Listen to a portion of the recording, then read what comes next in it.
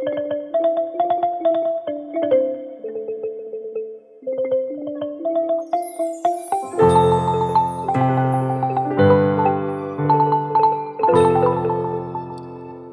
ែរអើយចូលចាំជាក់ថាតាមសាវតាជាតិខេមរាធ្លាប់តែថ្កើងទឹកដីខ្មែរធំទូលំទូលាយសពសាយរុងរឿងគេឯងតែងលើកដំកើងដំកលជាតិយើងចាត់ទុកឡើងជាជាតិច្បង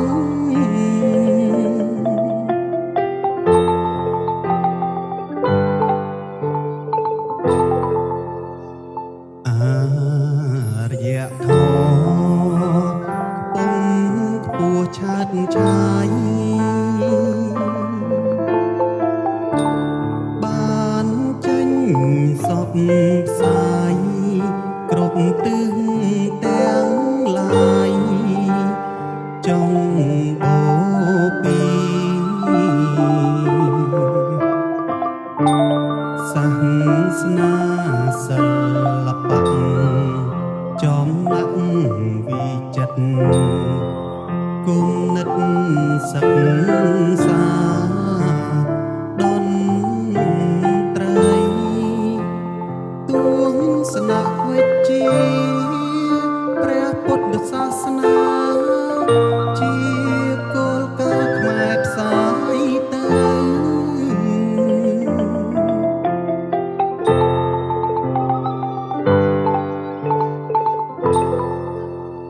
ខ្មែរអើយចូលស្ដាប់សាវតាដែលបានចរចាបញ្ជាក់ប្រាប់ថាពូជខ្មែរថ្កើងតាំងចិត្តឲ្យមមខិតខំប្រឹងវិញសាមគ្គីជាតិយើងក្នុងចិត្តដំឡើងដំឡៃខ្មែរយើងឲ្យបានរុងរឿងជាថ្មីឡើងតាមសាវតា